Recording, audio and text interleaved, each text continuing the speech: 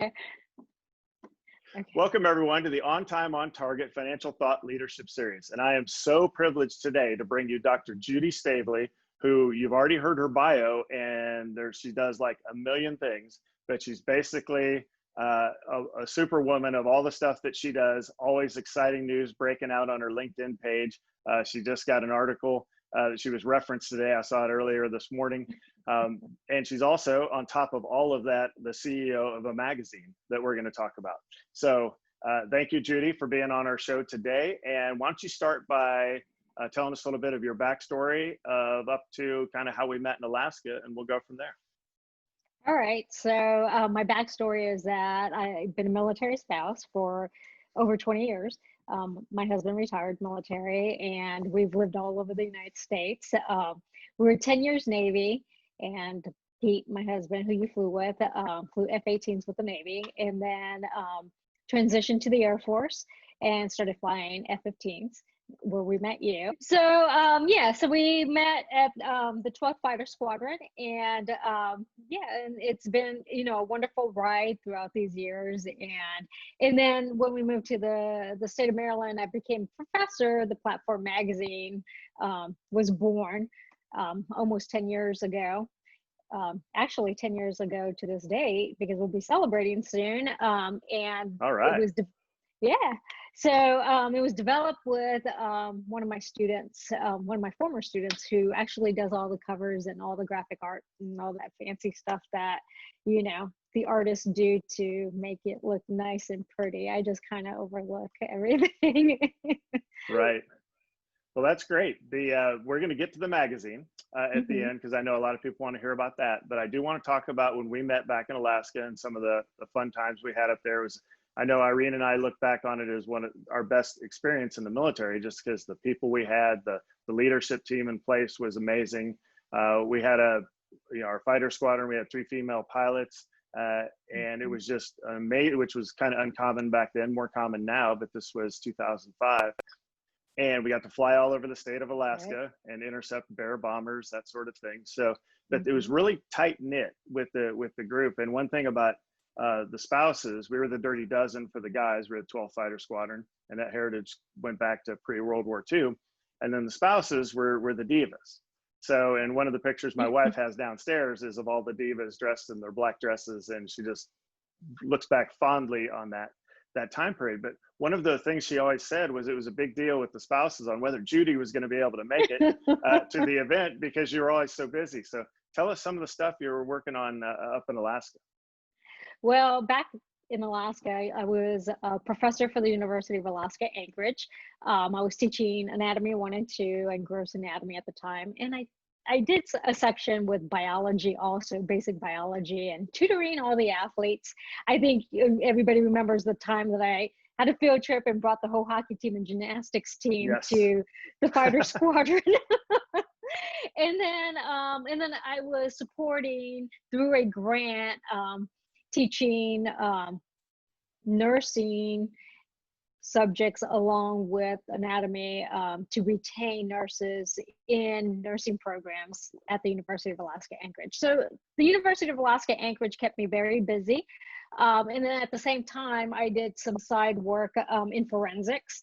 I worked a little bit with the FBI and the Alaska State Troopers, and did some publications with the state troopers, and some fun stuff in forensics in Alaska that a lot of my students who took my forensics courses heard a lot of stories about. But yes, in Alaska, I was very busy, but you know, during my downtimes, we had some good times with the Dirty Dozen, and you know, kind of. Sure. Yeah, it was an amazing time.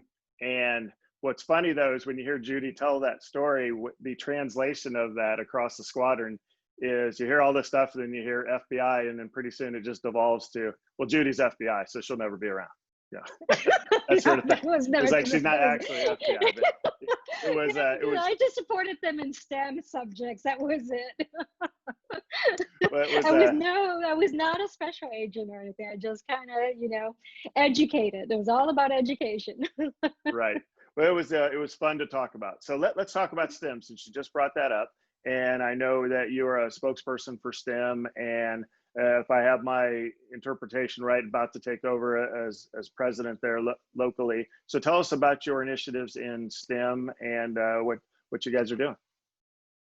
So since I've left the Dirty Dozen and University of Alaska Anchorage, I've been a professor in the state of Maryland. I was a professor for the past 12 years and, did a full 15 years of teaching STEM subjects throughout my career, and then kind of closed that chapter and then moved on into a STEM position in support of the military, which I love, and honored to be appointed in the position that I'm currently in. The last, I would say, 4 years I was invited and appointed to be part of the Washington Academy of Sciences. This past year I held the presidency position, and just been very involved with trying to support STEM in my volunteer work, help students on my off hours as a volunteer, as a mentor, to guide them into finishing their degrees. We see a lot of students struggle through their studies in STEM, especially females. So I was honored the last few years to be appointed as a STEM mentor through Women in Mentoring, and Okay. the college that I worked with, and then with the Washington Academy of Sciences. So with the United States being very competitive in the STEM field, we're really trying to bring back initiatives, incentives, some type of motivational factors to help these American students get degrees in STEM. If it's, aviation, if it's, biology, medical schools, biotechnology is an area that I studied and did a lot of research in. But right now with, COVID going around, we're really needing students to finish their degrees in STEM, or, kind of, even if it's a 2-year degree in STEM, we're going to need American students to kind of, maybe take an initiative to maybe study subjects in the area of STEM. We don't get that many Americans to pursue those degrees. And that's where the research that I'm kind of working on. And I've been working on this research for a few years now. So I've currently published a scholarly article with the Washington Academy of Sciences, for strategies to retain students in STEM. So hopefully, and we were talking about me being referenced with another article that was published in the journal this quarter that just came out. So that's exciting, because as a scholar, you always want to be referenced with your work. Sure. Yeah. So hopefully next year I'll have another, some more evidence and some more data, and we'll publish the next article. I like to publish once a year. Publishing an article is time consuming, a lot of work. You got to, chip away at what's coming out and being published. So hopefully next year we'll get some more, literature reviews and data to support the next article that'll come out. But in the meantime, we, encourage, parents to maybe, push their kids into STEM, or take them to, now there's these STEM fairs that they host. We have a big one that's hosted by NASA. The Air Force Laboratory brings all their equipment down to DC. So we have this huge STEM fair downtown in DC, and, kind of hopefully get the kids excited and maybe, pursue a job in the STEM field. But we're really needing students to stay in the United States, get a degree in STEM, and then come back and work for the American companies such as Boeing. If you're going to be a DoD contractors, we need those too. We need smart kids. Biotech manufacturing is a big one. We need to fulfill those workforce pipelines. And there's going to be a lot of job opportunities as we bring these jobs back. Yeah. Well, your words really resonate with me, because as an engineer by degree and pilot and self-professed math nerd, I have unfortunately been unsuccessful in my own household of inspiring my 2 young daughters to enjoy math and science. But maybe someday, right? Maybe they might change their mind. They're still young. So I hope so. Well, when you hear of everything Judy's talking about and writing articles, which is when she says it takes some time, for those of you that have tried to write professionally, it takes a lot of time. But on top of everything she does between her job and the volunteer work and trying to stay published and be a leader in her field, she's also a professional athlete that's sponsored. So tell us about when did that even start? I can brag, I've been on a running team with Judy. She runs way faster than I do. So just being on the same team was more of the fact that we were just happened to be in the same place. But she's obviously an elite athlete. So tell us how you got started with that and some of the things you've done in the athlete world.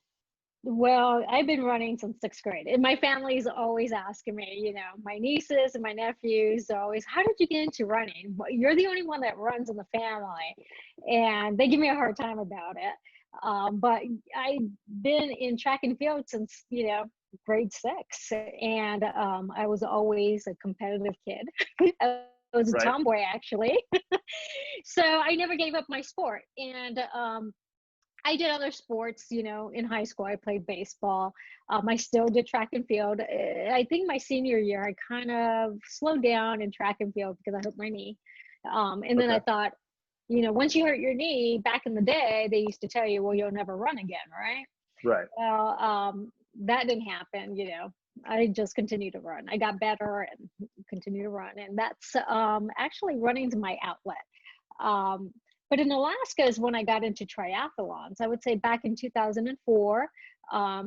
Actually, I think that's when I got my first sponsorship was in Alaska. Okay. And I can't remember. It was some community person, how I got involved in that, to be honest. Maybe it was one of my students. It's been so long. But they encouraged me to do a triathlon. It was a sprint. And it was the Golden Nugget. I don't know if you remember that. The Golden Nugget. I do remember triathlon. of it. Right. Yeah. And so I was like, okay, I'll give it a shot. And that's when I fell in love with triathlons. And I think I came in like 3rd place in my age group or something. I don't remember. It's been so long. But I said, hey, this is pretty cool. You don't always have to run. You can ride a bike. So started doing sprint triathlons back then. And then, I got like a small sponsorship. And that was kind of motivating for me. I'm like, hey, Sure. Yeah, it was just drinks and I like the drinks. And so I was like, I'll run for the drinks. And like I said, but my sporting events is one of those things that releases my stress. So running and being healthy, without having your health, you can't do anything else, right? Sure. Your health is your wealth. And we'll talk about wealth later. Absolutely. But go ahead. Yeah, I would say Judy's being very humble. So when she talks about running, a lot of people think I will go for a run to decompress and relieve stress. And you think you might run for half an hour. No, she's running like 6-7 miles. She does half marathons, like not every day, but I mean, you were in a group with a crazy name, right? Some maniacs or something that was doing half marathons almost every weekend. So I mean, just a lot of running, if you will. So it's very impressive. So I'm part of the Marathon Maniacs. That was one of my biggest accomplishments when I got to enter the Marathon Maniacs Asylum, whatever they call it. Right. And then the Half Fanatics.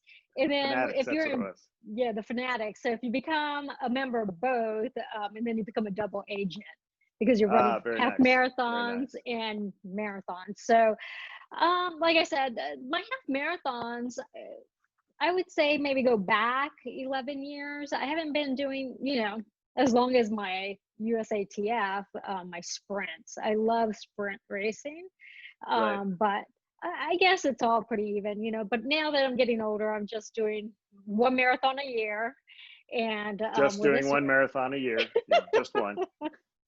And then, so yeah, half marathons, it's one of those, sweet spots in between the half marathon and the sprint. And you kind of get that, half marathon level medal and stuff. But yeah, I really enjoy it. And like I said, I think running is in my blood, in my DNA. And I train pretty much every day. And like I said, it's hard and it's time consuming, but if you train properly, you can't you can't train fast every day, because some people think, oh, you're going to just Right. go run and, run fast and tear up your body. No, I mean, some days are slow. Some days I actually walk, which is even slower. So it takes longer Right. time to train. So, some days I'm walking, some days I'm running. We call fartleks. So you're running fast and slow. So, Okay. but yeah, I always feel good after I run, and I'm like, okay, I ran, got that out of the way. I'm ready to go. I'm pumped up. Let's go work. What do we need to get done? Well, there you go. Well, it's working because of all the stuff that you accomplish all the time. So being so motivated. So that's great. Let's transition. You mentioned health as well, and that's absolutely true. So let's talk about the magazine. Transition into. Tell us kind of the story of what inspired you. When did you kind of first think of starting a magazine? And then did you do it for money? Is it a labor of love? Tell us about the magazine and some of the backstory there. So the magazine is labor of love. It actually started with my former student, Trish Cross, who does all the covers and a lot of the graphic designs for the magazine. She was my biology student, and Okay. and as a professor, she knew I was writing articles for other health issues and other health magazines, and she approached me and said, "Hey, Professor Staveley, I'm really getting into this graphic art design, and I can't seem to find an internship. Would you, help me maybe develop a magazine?" And I said, well, let's talk about it. After school, we can sit down, we'll have some coffee, and we can, see what your thoughts are. And I said, yeah, let's go ahead and do this. If you can pull it off, and I can, ask around for entrepreneurs, because I knew a lot of entrepreneurs. Right. And so I said, we can publish their stories and see how they were successful, and maybe they'll inspire others to be successful. And that's where the platform magazine kind of developed. Its name is, it gave everybody a platform to share their inspiring story. Right. Well, that's great. And thank you for featuring me in it. Yeah. A few years back now, I think maybe 5 years ago, was in the men's edition after I had an airplane accident that could have killed me. Wrote a little article about that, how that changes how you think when you have an experience like that. Let's talk about the money side of it. Was it just the work that it took, or did you have to lay out thousands of dollars up front to be able to get a magazine off the ground? Or Actually, no, because there's so many outlets now. So we're in the digital technology age right now. So we considered, a time where, hey, we need to print this magazine, and maybe, locally, should we get it out there? And we sat down, and then another girl came, and she joined the team, and then my daughter joined the team, because my daughter's an artist. And so it was all these females that could do art, and then there's me. But I was kind right. of the mom. I was the mom looking over my girls that needed to do this for advancing their careers. And they were in school studying, graphic art or art. And fortunately, my girls have done very well, and they now work for big companies, and they do, graphic art designs for these amazing, New York magazines, local restaurants. So they have done very well, and they still work and put together this wonderful magazine that, helped them get where they're at. So Sure. like I said, it's a labor of love, but they bring in other girls, and they mentor them also in graphic art or whatever they need, and, scout out stories that might help other people succeed. But the actual magazine itself has sustained itself. And I told, the girls and the team, we have other team members, not just females, but we have, our photographer team that's all over the world, that contributes, to the magazine. And everybody volunteers. It's just, like I said, a labor of love. Everybody uses it to help other people succeed. So I'm not out there looking for money. It's just basically, hey, I help you. You publish a story, it probably helps somebody else out. Chris, he's been one of the fashion editors or pageantry editors since the beginning also. And I think I met him judging a beauty pageant, Miss United States, when the magazine started. And then he started pulling in the fashion girls, because, which I didn't know at the time when we had developed this magazine, is that the girls in pageantry have to have a platform for their stage question. So Really? Okay. yeah. So I was like, hey, we could, start publishing their platforms and the community service that they're doing, as a beauty queen, into the magazine. So we do that. That's his editorial section, and that's what he does. He publishes their, stories of how they're, collecting shoes to help the poor, Right. purses, and all this stuff. So, everybody has a column now. We have a financial column that Kennedy does. He's been doing it for a very long time. We feature, inspiring stories from all over the world. We have met so many people. We have a photographer from India, CK. She's been with us for, I don't know, a few years now. And Yeah. yeah, and then, like I said, we have San Antonio, Texas, we have Darren, and then we have 2 New York photographers that really do a lot of contributions for the magazine and promote it in New York City, and do a lot of stuff to highlight. Right now, they're doing a lot of historical stuff to highlight the COVID and all the lockdowns and all the historical things that are going on with our nation. So Sure. that's kind of exciting to document that. And I told them, we should document and educate, because later, as we get older and the new generation comes through, they'll have these stories that they can go back and look at and read of what we experienced through this pandemic. Right. Well, it sounds like you were the perfect person to be there for these young professionals, to kind of mentor them and bring all of that together to make the magazine happen. And shout out to Darren. I heard Darren's name in there. All Oh, my that's right. headshots are That's from right. Darren. So he came up to Austin to take those. And He's such a great photographer. Dudewiththecamera.com. Fantastic, fantastic individual to work with. And it's, all about the people that you work with, for sure. And I know I can hear that in your voice when you talk about your team.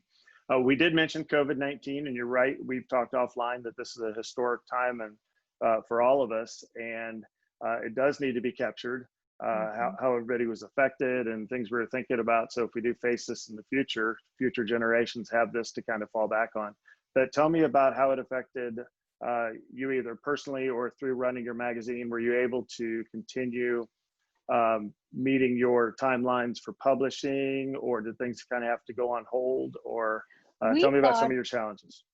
So we thought right after we went into the national lockdown that we were going to kind of have our May issue maybe lag behind, but the team pulled through. We're kind of running maybe a couple of days behind. We're like, are we going to pull this off? Are we going to be able to, publish this month? And then we had to work with our publishing companies and say, hey, we're going to, during the pandemic, we're going to move our original subscription date from the 10th to the 15th. And we're going to keep it at the 15th for now on, just because we're having, struggles with trying to get everything in. And our photographers are, out there trying to get, shots of, the lockdowns, but it all came together. I mean, the last few issues have highlighted a lot of different stories of struggles, what people are going through. We had a female in New York City publish her story about, how people are committing suicide, and the sadness of when we went into lockdown and how it mentally affected a lot of the Americans. And, we all have a different perspective on how we were dealing with it. But after reading the stories, you kind of take a step back and say, wow, people are really suffering from this anxiety wise. And I have a different mentality because I'm kind of, was in the middle of working with all of it. Right. So my focus is like, are we going to get a vaccine? Are we going to have treatments? And, we have that perspective in our head when you're turn around and then you see somebody that's, in New York City when, during the lockdown and we're having a big crisis, kind of experiencing anxiety, and you kind of say, whoa, people are really hurting out there. We need to really take a step back and help each other out. And so those are some of the stories that we're publishing. And the last 3 months in the magazine, we've highlighted stories from all over the globe.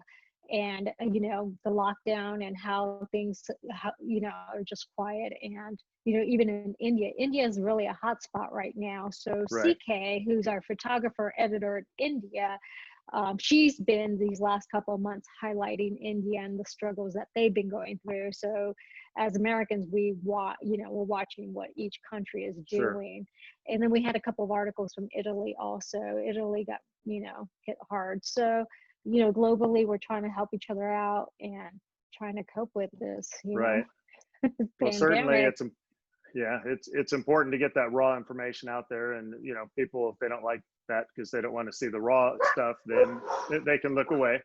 But it's important that those stories are out there so we can put everything in perspective. Like you said, it's easy to lose perspective of like, oh, I'm so inconvenienced by whatever I have to do locally. Well, people are going through some real struggles out there, and we need to keep that in mind for sure.